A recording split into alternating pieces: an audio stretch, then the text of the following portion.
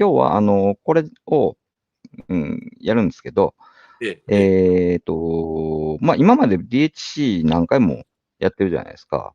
やってましたね。で、なんでまたやんのっていうことなうん、うん。んですよね。ええ。なんかね、NHK が取り上げて、で、東京はい、新聞とかも大きく取り上げてっていうタイミングに僕たちも便乗してなんええ、かしたいなっていうはい。のがまずあるのと、え、あと、なんかね、今までの、あのうん、ノーヘッ TV のですね、ええ、詳しくやってるんですけど、はい。なんとなく詳しくすぎてよくわうん。からんと。わかああ、りにくいんじはいはい。ゃないかと、ええ、自分で見てて思うんですよ。ええ、ええ、で、でできるだけ簡単に、うん。これを見ただけでもすぐわかるっていうようなものにしたいなと思ってはい。いましてですね。ええ、ええ、ええ、だから今日はね、遅れた分、遅くまでやれという意見もあるんですけど、もともと今日はもう40分ぐらいで終わる予定だったんです。もう本当はもう今頃終わってるところ、飯食ってると思ったんですけど、あの、できるだけ簡潔に、まず、DHC に関して30分はい。で終わらせます。だから今ちょうど1時間遅れちゃったから、9時半までそうですね。に終わり、その は DHC。い。なぜかというと、動画の最初から30分だけ見れば、全部わかるという風にしうん、たいなとうん、うん。思っはい。てます。安田さんもそういうこと、いつもにまして早口になるかもしれませんが、はい。よろしくお願いします。はい。なんでもない。まず、どうぞ。はい。DHC っはい。て愛されるには理由がある。うん。あの、愛し愛してますよね、僕たちはね。DHC のことはね。ノーヘイド TV は もうDHC と共に歩んできた部分がありますからね。共に歩んできた、ずっと はい。DHC の話ばっかりしてる番組そういうことでなんす。ですけど、はい。こういう、ここにいろいろね、ナンバーワンとか1533とか72708とか書いてあるじゃないですか。ええ、ええ、これがDHC の自慢はい。なんですけど、はい。DHC ってちょっとおさらい、これを15秒で。はい。DHC とは何か。はい。資本金33億だって、すごいですね、やっぱりね。大きな大会社なんだ企業ですよね。ね。大うー企業ですよね、やっぱりん。ね。で、従業員3085名だって、はい。すごくないですか？すごい、これは。で、健康大新食品聞社メーカー、うん。メーカーシェアナンバーワン。ええ、さっきの、これね、ここのはい。説明がこれなんです。ナンバーワン、ええ、ええ、一番左はい。の。メーカーシェアがナンバーワン。会員数、なんかこう通販の会員ですね。ええ、ええ、1533万人。はい。ノーヘイト TV のサブスクライブ登録者数が2500人ですから、おお、すすごいですね。ごい差がありますね。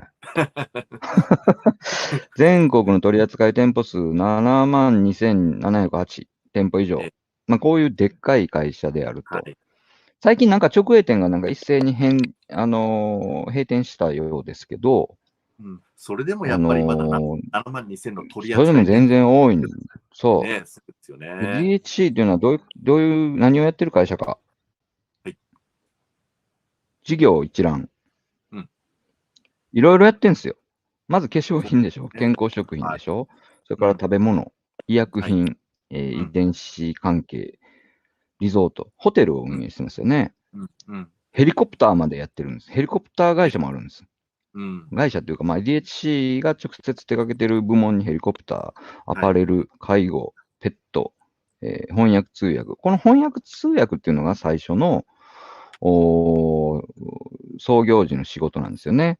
大そうですね。学翻訳これ簡単センターっに言いますとね、ていうのが、はい、うん。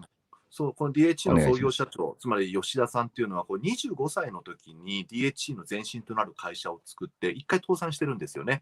で、その後に上京して、委託翻訳の会社を始めた。この社名がうん、大学翻訳センター。この頭うん、文字を取った大学と翻訳とセンターの頭文字を取って DHC という社名になっているということです。化粧品事業を始めたのは80年から、そこから飛躍的な成長を遂げてるんですね。うん、うん、うん。はい。はい。安田さんさ、今それ はい。iPhone で喋ってる？ iPhone で喋ってます。iPhone で喋って、あ、はい。4G にしてもらった方がいいかもしれない。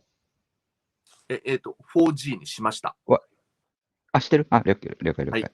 はい。それで、まあ、それがその DHC の事業なんですけど、はい。僕らが、こぞって取り上げるのは、ええ、この下の方なんだよね。これはそうなんです別会社、子ね。会社になってて、はい。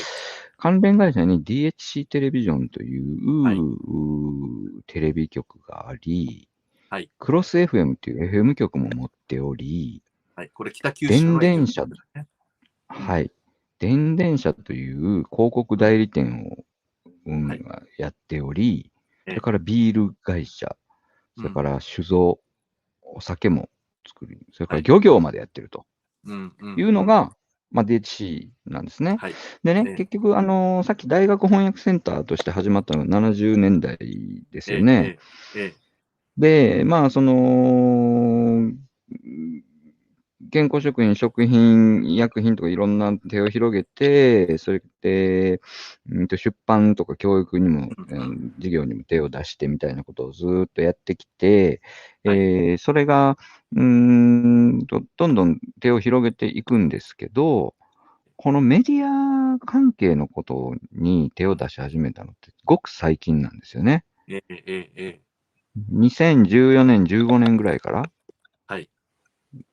で、あのーそこだから本来のその仕事とは違うことで言うと、その一うん。番僕らが DHC といえば、虎ノ門ニュースだとか、ええ、ええ。ニュース女子だとか、はい。そういうものというふうに思ってるんですけども、ええ。その事業は非常に新しいとうん、いうん、うことなんですね、うん。彼らの中でも。ええ、ええ。で、その新しいところが一番問題あるといはい。うあたりを、今日の中心的な話にしたいはい。んですけど、えーはい。そうね、クロス DHC シアターっていうのが、なんていうかな、その DHC テレビジョンって、最ええ、初、シアターテレビジョンという演劇専門の CS チャンネルだったんですよね。そうですよね。うん。当時ので、まあ、ケ社長が、ラとか、うん、そうそう、そうそうそうそう。そういう人が出てるような、ええ、演劇専門の普通の演劇が好きなはい。人用の CS チャンネルだったのが、ええ、なんか2009年ぐらいから、なんかちょっうん、と政治的なこともやりますみたいな風ええ、になっええ、て、ええ、で、なんか、それで、急にその演劇の放送時間を減らしますということで、はい。キャラが怒ってるブログとかが残ってます。急にそういう風になったらしいとかで、うん、もう演劇とかはいらないらしいみたいなことを、ええ、ええ、キャラが怒ってるブログがあり、それが2009年ぐらい、ちょうどネはい。トウヨ勃興期と重なるんですよね。うん、う在特会ん、が暴れ始めた頃。ええ、えで、え、それがだんだん2010年代の半ばになって、結はい。局、シアターテレビジョンって言ってたのが、DHC シアターっていう名前になる。ええ、その DHC の吉田会長が、買い取っていくわけですよね。うん、うん、うん、うん。で、その DHC シアターって言ってたもの、シアターテレビジョンが完全に、うん、別会社 DHC テレビジョンにはい。2017年に変わると。でそっええ、ええ、からがヘイト時代。ごく最そうですね。近なんですね。ここ数年のうん。ことなんです。だええ、ええ、から、DHC ってそんなに悪いのってみんなが知らないのも、まあ別うん、に当たり前っていうか、うん、非常に DHC がひどいっていうことっていう情報自体がマニアックで、だから今はい。回 NHK が取り上げたことでびっくりした人が結構やっぱりいっぱいいたみたいなんですよね。こんな会社だったんですかという声がなんか強かったっていうふうに聞きうん。ましたね。うん。で、僕らがいくら一生懸命やっても、なかなかその、一般社会までね、伝はい。わりがたいものがありますけええ。ど、NHK の威力はやっぱりすごいもので、確かにそうあですね。の、で、それに、追い打ちをかけるようにね、東京新聞の、はい。こちら特報部にも出ましたよね。これ安田さんもコメンえ、トしてますよね。取材を受けてましたね。これ昨日はい。これはの紙どういう面ですね。内容の、はい。はい。これはこれはどうもう早くいう内容、はい、これは要するに NHK がまず DHC のヘイト体質を報道した。これに対して、DHC がホームページ上でもってまた新たな声明を出したんですよね。以前、やけくそくじとは何かという声明を出した分に関しては、私たちもこれやりましたよね、この番組でね。ところが、その後に、さらにまたこの NHK の取材を受けた、つまり NHK で放映されるということを、今度はこの吉田会長が自社のホームページに持って、ブログ上の文章を発表したわけです。声明を発表した。で、これはどんな文章かというと、要するに NHK から、なんだかよくわけのわからない人間が取材に入ったと。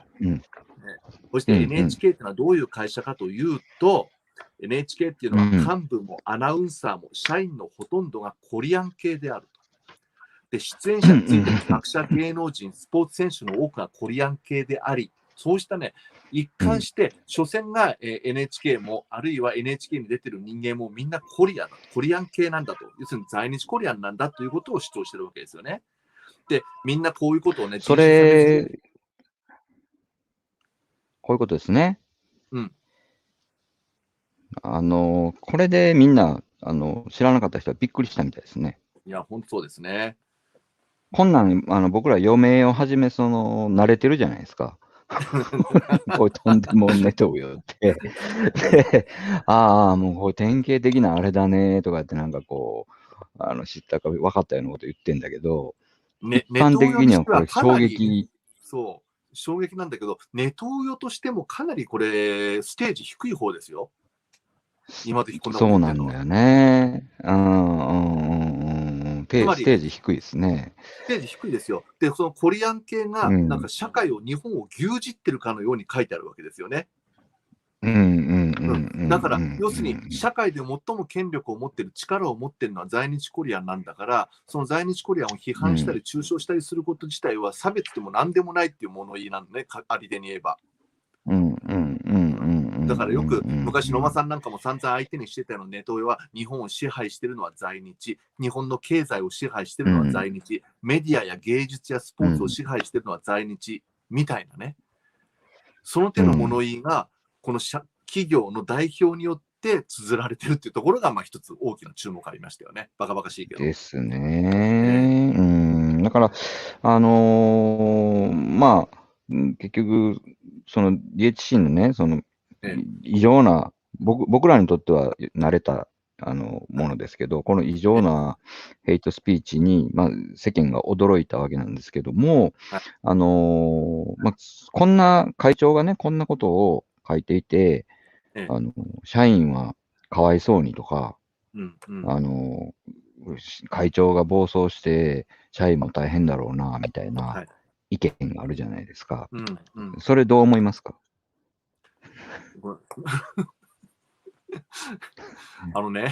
これはもう、多分今回のもう、本命の話題になっていくんだけども、バカ言うなって話ですよ、これは。バカ言うなって話でもって、僕は正直言うと、例えばこういった代表がいる、会長がいることによって、社員がかわいそうだみたいな意見だと、それ、社員はこの会社変えなくちゃだめですし、社員もまた会社の主体の一つではあるんだから、この会社を許容していること自体が間違い、この論調を、つまり差別に加担しているということですよね。これ、何の痛みも感じない、何の物言いもすることがないのであれば、会長の、いわばこうやって拡散しているヘイトスピーチを手助けしている。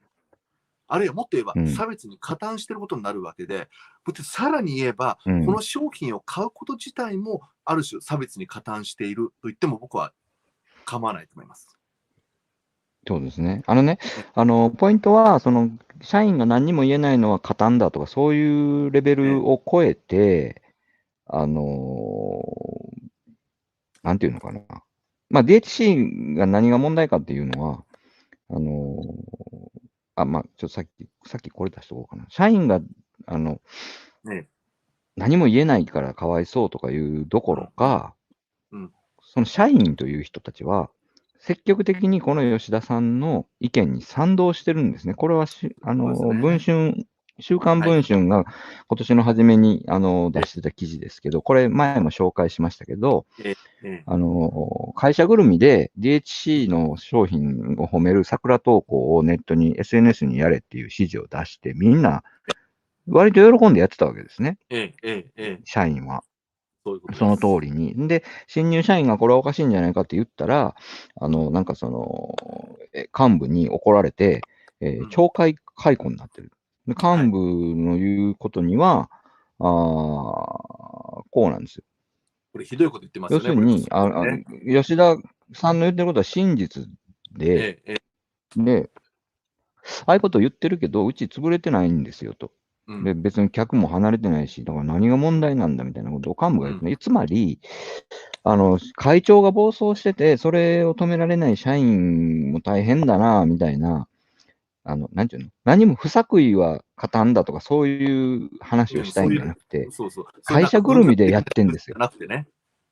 そううん、そうそう、会うん、社ぐるみでやってるから気うん。にせず批判すべきだとそうですよね。思います。でね、ええ、うん、結局だから DHC の何が問題かって、その会長が何を言ったとかっていうのは、まあ、すごくひどいから、やっぱりええ、新聞とかも取り上げやすいし、NHK もね、その番組もそのことに関して取り上げてまええ、したけども、NHK これですね、うん、4月9日のおはようはい、日本。この発言はまだそのまま残ってるけど、これ差別的じゃないですかって NHK のディレクターが電話したら、もうその人の実名付きで反ええ、論があって、そこには はい、NHK のやつは、みんなコリアンみたいなね、ええ、ええ、とんでもない反論返ってきたっていうのが流れだったんですけどうん、も、本当のところは、えーこっから一番大事なところです。何が問題か。うん、自社メディアを通じて日本社会に憎悪をまき散らし分断を煽ってきた。まあ、ヘイトスピーチ番組をガシガシに放送してたっていうことええ、なんですよね。ええ、ええ、ええ、で、それは吉田さんという会長がああいう考えなので、それに沿った番組を、うん、DHC テレビジョンっていう子会社を通じて放ええ、送してきた。うん、それがまあひどいと。だからええ、で、それは子会社でやってますから、会社ぐるみで組織うん、としてやってることなんでええ、すね。ええ、ええ、別に会長の、暴走にみんながこ止められずに困ってるとかじゃなくて、組織として、お金うん、儲けうん、として、事業としてやってることええ、なんです、ええ、これが。だから、会長のNHK に対する発言っていうのは別にその結果に過ぎないっていうか、うん、あの、会長一人の問題では全然ないということを強調しておきたいなとそうですね。野間思いますね。さんね、うん。この、はい。まあ、問題となったこの声明を書いた吉田会長ね、彼個人にうん。関しては今までいろんな話もあるわけ。実はあんまり業界で語られることのない話ってのは実はいくつかあって、裏取りもできないことを含めると相当あるんだけれども、はい。例えばはい。彼が個人としてね、例えばかつてあるマニア系のアダルト雑誌に出資してたっていうこともあるわけですよ。うんうえんうん。で、まあ、非常に何か、まあ、どぎつい雑誌ではあったんで、突出したアダルト系雑誌だったんで、それを問題視する人もいるんだけうん。れども、ただこれは別に DHC としてやっうん。たわけではなくて、彼が個人としてうん。出資してお金を出して取締役に名前を連ねたとうん。いうだけのうん。話であって、これは うん。DHC に関係ないわけです。ですから僕はそれをあまりついてもうん。しょうがないと思ってるわけですね。うん、これをスキャンダルうん。めいて捉える人は僕の業界の中にもいっぱいいて、スキャンダルとして捉えてんだけど、ちっとも報道はされないんうん。だけども、でも知る人ぞ知るうん。彼の過去ではある。でも、それは彼個人として要するにそれ取締ね、役をやった。え、エロ本ってこと？そういうことです。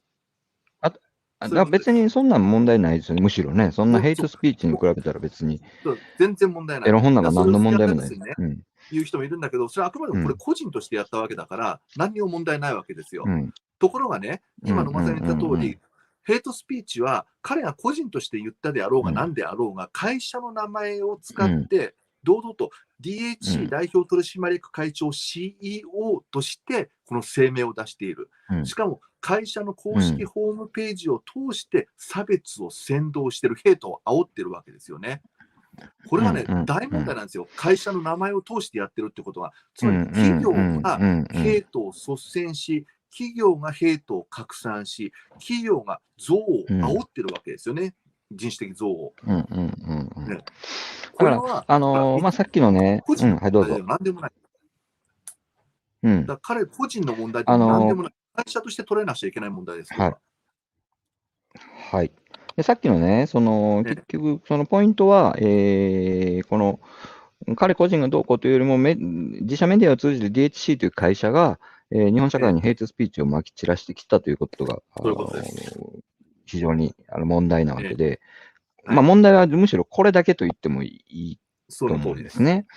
で、それはどういうものかというと、これもこの番組を見てる人にはおなじみですけど、知らない人のために、結局、虎ノ門ニュースだってなんかニュース番組と思って見てる人まだいますけど、あれヘイト放送なんですよね。で、まあ結局中身はレイシズム、歴史否認、歴史修正、フェイクニュース、陰謀論、ナショナリズム、こってこての、ものですよね。で、この英文の方にしか書いてなくて忘れてるんですけど、この要するに Q アノンの、日本で Q アノンを広めてたようなものの中心地がここですよね。で、それがもう一つが、この番組でも何回も取り上げてるニュース女子。ニュース女子。はい。この間終わりましたけどね。まあ、はい、もう終わったんですけど、これもひどかった。これ5年、6年目で終わりましたが、上の虎ノ門ニュースは YouTube の番組でしたけど、ニュース女子は地上波でやったんだよな。そういうことですね。だから、そういう意味でも非常に問題があったし、この番組ではもう、これこそ、うちの番組が DHC と共に歩んできた沖縄のヘイト番組、これは BPO が重大な放送倫理違反ということで、今も裁判が進行してますけども、こういうことが問題であって、それは吉田さんの考えに従って社員が仕事として一丸となって、良かれと思ってやってることなので、社員全然かわいそうじゃないっす。全くその通りです。会社ぐるみで、叩くべき会社ですね。そうですよね。というところが、はい。はい。ちょっと安田さんの声が途切れかけてるな。会社という組織として行ったことですからね、これはね。はい。今日のポイントはここで終わりです。終わりっていうか、終わりじゃないんだけど、それでまあ、もう一つ、さっき安田さんがこの東京新聞のね、記事の、こっち側かな。この辺に、安田さんのコメントが載ってますよね。このコメントの内容もちょっともう一回かいつまんで言っていただいていいですか。これ、画面でも読めるかな。要するにね、DHC が許せないと声を上げることは大事だし、DHC の、つまりこの吉田会長の言ってることは許容できないですね。これ許容したら社会ぶっ壊れますから。ただし、声を上げるだけではなくて、消費者としてできることがありますよねってことです。つまり、この会社の、つまり DHC の存続をこれ以上許さないっていう声を上げるのと同時に、私たちにできることは何か、これをやりましょうと。そうした呼びかけです、私からは。だからそれは、端的に言えば、DHC の商品を買わない。それから、DHC が関連するような施設を利用しない。それからもう一つ、DHC っていうのは、多分野間さんがこれから説明するとは思うんだけども、さまざまな自治体と包括連携協定っていうのを結んでるわけですよ。つまり、自治体として DHC が連携をしている自治体と、そういった包括連携協定を結んでいる自治体がある。これはおかしいよね。こうした本来住民を守る、あるいは住民の命と存在を守る、それから住民の安全を守る、そうした努力をしなければならない自治体が、こうした差別を煽り、人に苦痛を強いる、こうした企業と手を結ぶこと自体はおかしいじゃないですか。しかもその自治体が1つや2つじゃないわけですよね。こうした自治体もはっきりと DHC との関係を僕は見直さなければいけないと思ってるわけです。自治体ということで言うと、これね、ふるさと納税で DHC と協力している自治体一覧、これは DHC のウェブサイトに載ってるものなんですけども、前回、今年の頭に吉田会長のヘイトスピーチが問題になったときに、こんなことばっかり言うんだったら、ちょっと連携を考え直さないといけないなって言ったのが、茨城県の行方市の市長さんがそういうことを言ってましたよね。それもニュースになってました。ただ、それはふるさと納税とかじゃないんです。DHC と協力して、その地域おこしの商品開発をするというそういうことですね。予定だったのを、ちょっとこれどうなのかな、みたいな。あんな変な、妙なことをまだ言い続けるようだったら考え直さないかんな、言ったの、その人一人じゃないですか。行方市。すごいなんか偉いとか言ってるけど、よく考えたら別に偉くもなんともないとか、普通のことじゃないですか。こんなやつと一緒になんか仕事していいんですか、倫理的にみたいな。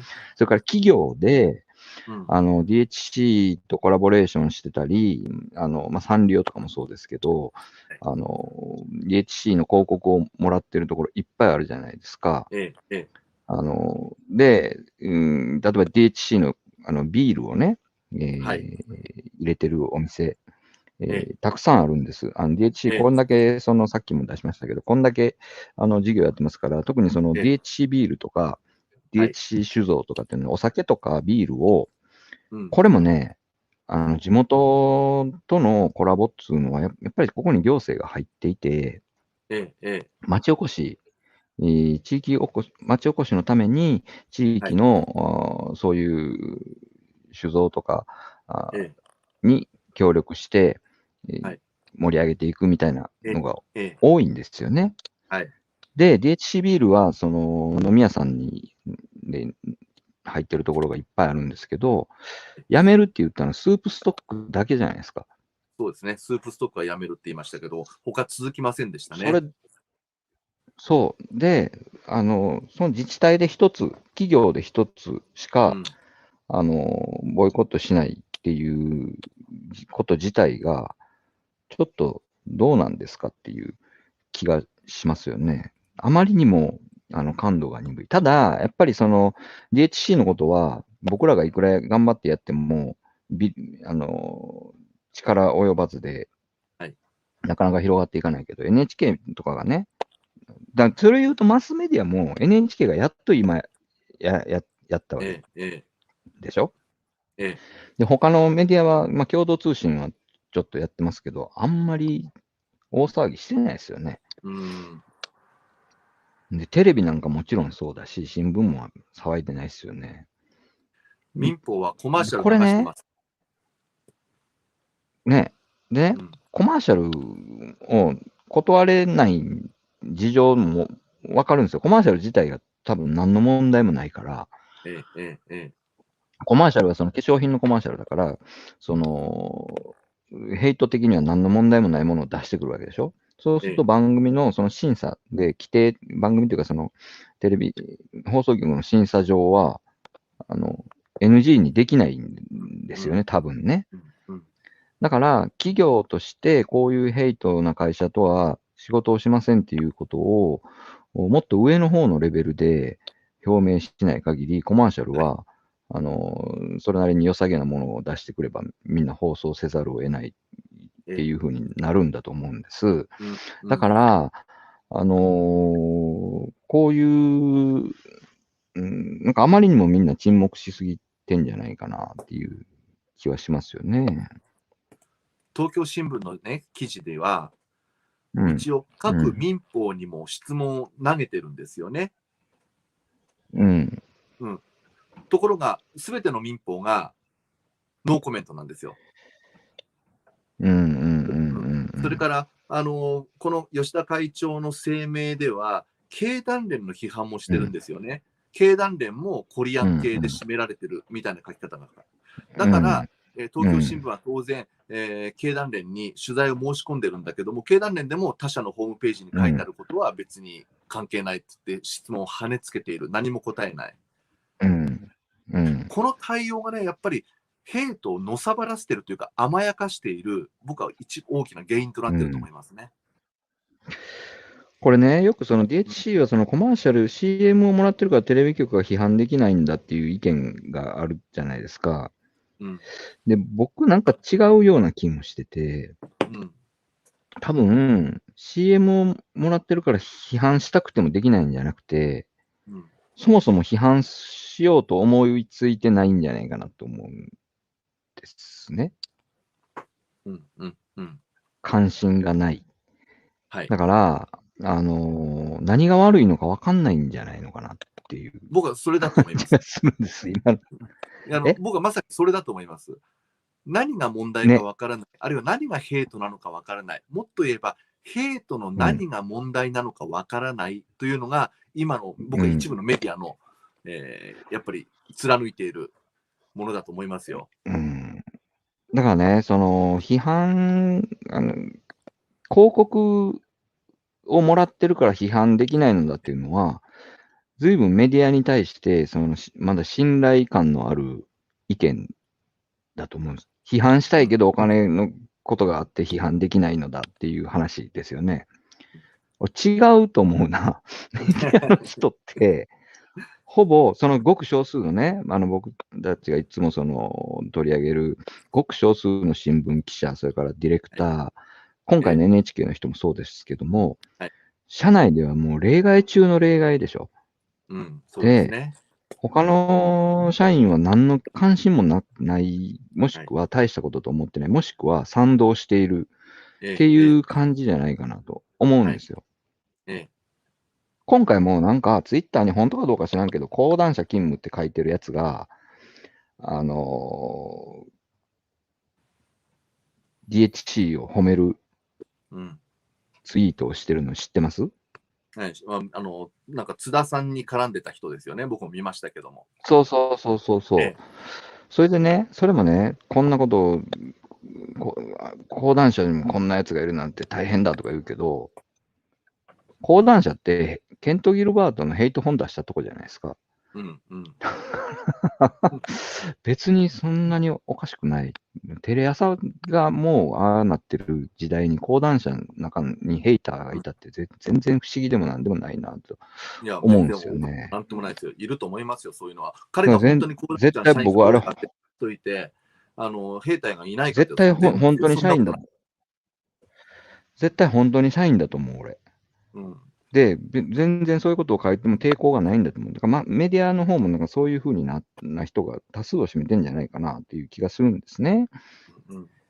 うん。で、でもこの、この会長のヘイトスピーチはメディアのことをめちゃくちゃ言ってるわけじゃないですか。うん。経うん。団連も NHK も。で、これ NHK がの取材に対するリアクションだから、ええ。NHK について喋ってるけど、ほぼ全部のマスメディアのことをこう思ってるわけですよね。うん、そうですね。だから彼は DHC、シアターテレビジョンを買うん。収して、うん。DHC テレビジョンにして、そこで、うん。自分が正しいと思うような、放送をやってるわけなんですけええ。ども、まあ、そこはもう陰謀論と歴史修正、とんでも歴史修正主義、ええ。ええ。歴史否認に溢れうん。ヘイトとうん。レイシズムにまみれてるとええ。いう、もう当然の帰結というかですね、はい。そんな感じですよね。その通りでます。あ、DHC のまとめとしては、うん。こんな感じ。一番重要なことはこれ。うん。えこれ、ほんのここ数年のことなんです。ええ。ええ。2015年に、DHC シアターに改名して、今、虎ノ門ニュースをやってる共同通信のビルの中、一番下にサテライトスタジオがあって、そこで虎ノ門ニュースやってるでしょ？かつての毎日朝8共同時からなん通信のビかルですよね。はい。今は違かつて共同うのか。一応共はいはいはい。同通信のものになってると思うけど、かつて共同、今入ってない、かつての共同通信本社ビルですよね。そこの1階はいはいにあるスタジはいはい。オですね。はい。はい。あそこもね、前からええ。そういうスタジオがあるのかと思ってたら、このうん。2015年になんかその簡易的なスタジオをわざわざ改装して、ああ。コントロールルームとちゃんと作って本格ええ。的なスタジオに変えてるんですよね。ええ。ええ。DHC テレビのために。うん。だからもううん。本気でそこからやってるわけですよ。それでええ。今、渋谷の東急ハンズの下にも、うん。あそこにもあるサテライトスタジオも、あはい。の、まあ、買収して、変な番組放送してますよね。はい。なんか、一見アイドル養成番組みたいなんなんだけども、武田恒康とか例によってネトウヨのおっさんが、若い10代の子にヘイトを植え付けるっていう番組をやっていると。だから、非常にすごく問題が、現在進行形で起きてますね。はい。で、それがやっぱり全部2015年以降の話。で、虎ノ門ニュースって最初、加山さんが実はレギュラーコメンテーターだったこともあるんですよ。そうですよね。その時点ではまだ普通に、うん、そう、ちょっとうよってるけど、まあニュースショーとして、その、まあ今のアベマみたいな感じですかね。なんか、まあ、全般的にはうよってるけど、一応、左右のバランスなども考えて、まあ、左翼も呼んできて、左翼に文句を言うとかね、そういう、考えもあるんでしょうけども、まあ、そこまで言って委員会がそういう作り方じゃないですか。で、この DHC テレビでいろんな番組を制作してる、それからニュース女子なんかも制作してるのが関西のボーイズっていう会社で、そこまで行って委員会とかを今まで作ってきたところなんですよね。だからその手法で、よりそのテレビの、制約のないことをやろうとしていると。だから、アベマに先駆けて、テレビでヘイトをどこまでできるかみたいなことをやってきた人たちが、そのボーイズの人たち。で、なんでボーイズっていう会社、まあ大阪の会社ですけど、がそんなにそのいろいろヘイターなのかっていうところを掘っていくと、結局のところ、これ、そこまで言っていいんかいって最初、屋敷隆人の番組だったんだよね。ああ、そうです。20年ぐらい前。はい。はい。だから僕もこっちにいてほとんど見てないんだけど、最初、隆人のそこまで言っていいんかいっていうタイトルだったんです。そうです、そうです。で、屋敷隆人が亡くなった後に、純愛っていう、その、ノンフィクションを百田直樹が書いて、それが嘘ばっかりだったことで、はい。松本はじむさんとかね、西岡健介さんとかが、そのデマを指摘する本を書いて、もうとんでもないデマ本だったということがあったじゃないですか。結局、その周りの奴らがそのまま、流れてきてるんだよね。なんか、朝日放送周りの奴らが、その屋敷隆人の周りにいた奴らで、そもそも、百田直樹って探偵ナイトスクープの、作家ですよね。構成作家ですね。そう、作家ですよね。そう。で、探偵ナイトスクープといえば朝日放送のまあ看板番組みたいなものですけども、その周りのものが、なんかこう、屋敷隆人的なものに、こう、雪だるま式にくっついて、隆人亡き後、東京にそのまま進出して虎ノ門ニュースになったみたいな感じじゃないですかね。で、結局、そういうことをずっとそういうの手の番組を手掛けたのが山田明っていう、今 DHC シアターの、DHC テレビジョンのプロデューサー、取締役かな、ですけども、そいつがまあ、すっげえネトウヨなんですよね。で、加山さんが、松本はじむ君の高校の同級生だって言ってましたもんね。言ってましたね。で、加山さんが虎ノ門ニュースをクビになった理由ってみんな忘れてると思うけど、覚えてます安田さん。覚えてますよ、もちろん。青山茂春事件ですね。そう。青山茂春の悪口を言ったっていうことで、山田明に怒られてクビになったんですよね。で、今なんか似たようなことで、今度は青山茂春がクビになりそうになってるんですけども、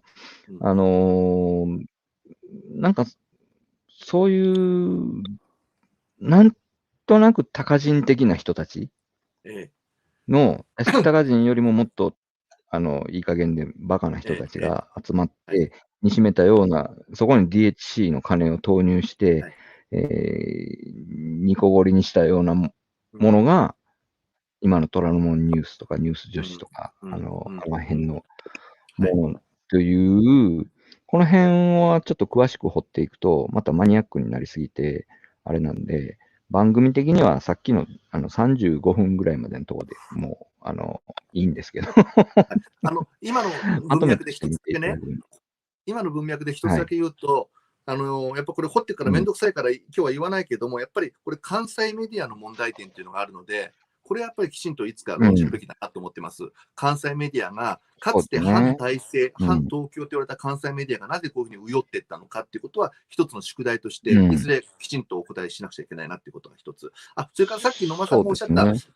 百田直樹純愛の真実っていう本だけれども、先ほど、これはうん。書いた西岡健介さんと門岡信彦さんっていう、うん。この2人ですから、あ、そうだ、門岡さんだ。ね、ごめんなさい。松本さんじ松ゃない。本さんじゃなくて、ごめんなさい。門岡さんと西岡さんが書いた本、を中心となって書いた本だというはい。ことだけ、ちょっと、補はい。間足しておきます。違えました。はい。じゃあ、まあ、だから あとね、ごめんなさい。DHC のね、今年はね、うん。はい。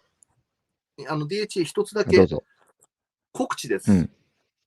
4月のはい。30日、4 4月月の30 3、日。はい。はい、午後6時半から約1はい。時間、DHC はい。の社前、つまり会社の前で、はい。有志の方々によるサイレントスタンディングが行われるそうです。はい。これまでそれはどっかずっと、に載ってますか、ネットに。いや、まだね、連絡がついさっき来たばっかりなんですよ。ぜひあ、そうなんだ。番組でも紹介してもほしいと。はい。これまでニュちょっと音ース女子の声が、皆さんと、ちょっと音声が聞き取れなかったので、もう一回日付とか時間とか場所とか言ってもらっていいですか？はい、4月の30日、はい。18時半から19時半、1時間を予定してます。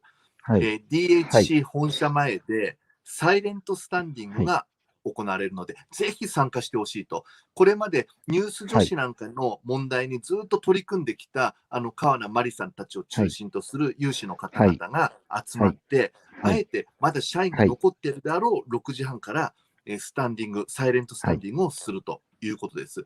ぜひはい。多くの人に集まってほしい。前も、ね。うん、前も DHC の前で一人でなんかそういう講義の、講義で立ってた人にはい。社員がなんかこうイチャモンつけてきたことありましたよね。だからその時もありましたね。思ったけど、DHC の社員は、うん、左翼が来たみたいな感じでわーっとなんかこう、ええ、威圧しに出てくるっていはい。う感じだったということなんですけええ、ども、まあそういうノリなので、別に社員かわいそうでもなんでもないし、吉田なんでさんのもないです。はい。暴走でもなんでもないっていうところがはい。ポイントかなと。まあ、今年ね、その DHC の不買運動を中心にやっていくのだとか言いながら、うん。ノーヘッ TV を毎週にしたら予想以上に時間がなくなっちゃって、何もできてないんですけど、ええ、まだステッカー余ってるんで、これ、はい。買ってない人、今、これ流行ってるステッカーなので買ってくださいね。そうですね。はい。500円しますけど、20枚入ってるから、まあまあ安いと思います。はい。はい。DHC まとめ、ここまで。はい。まあ、大体、うまくいけたかな。はい。次。次は、バカニュース。バカニュース1個あります。今回は後半ですね。はい。なんか言い残したことありますか？大丈夫ですか？ないです。4月30日、多くの人が集はい。まってくださいってことだけです。はい。はい。バカニュース。はい、これ。うん。終わり。これね、名古屋市長選挙が、まあ、25日投開票はい。ということで、えー、結局河村隆と、横井俊明さんだっけっはい。そうですね。ていう、元自民党のだった人なんでしょ、はい。横井さんって人は。そうです。そうです。で、だけど共産党まで一緒になって応援してるという、すええ、ええ。ごい状況に。これさ、うん。大阪みたいだよね。都構想の大阪、時の構図大と似阪でも、てますよね。うん、そう、大阪でも共産党やら立憲民主はその自民と連携して維ええ、新に対ええ。抗したけど、名古屋も似たような感じになってきました。河なってます。村さんの政党は減税日本ですけど、はい。これ、名古屋版の維新みたいなもんですよね。人もちろんそう。脈的にも維新だよね。はい。ですよね。はい。で、まあ、河村隆はこれいけると思ってんのかどうかわかんないが、こういう維新の、それこそその維新からはぶられつつある、この人が、もうこういうふうに、なんか、これ、おと自ついか。称真っ黒系の人ですね。そう。いや、真っ黒系、田中は真っ黒系っていう、このテロップがついてたでしょ。僕またネットのなんか南 J の人たちがそういうテロップつけたのかと思ったら、テレビで自分で言ったテロップだっそたんだね。う。はい。で、まあこの人はもうあかんとなって、はい。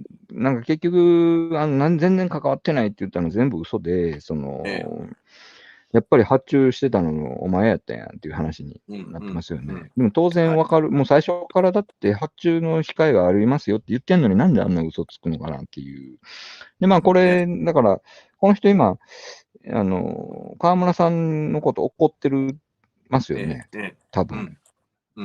だからそのまま、ギャーギャー騒いで、名古屋市長選に貢献してほしいなと思うんですけど、安田さんはこの動きをどうご覧になっていますか？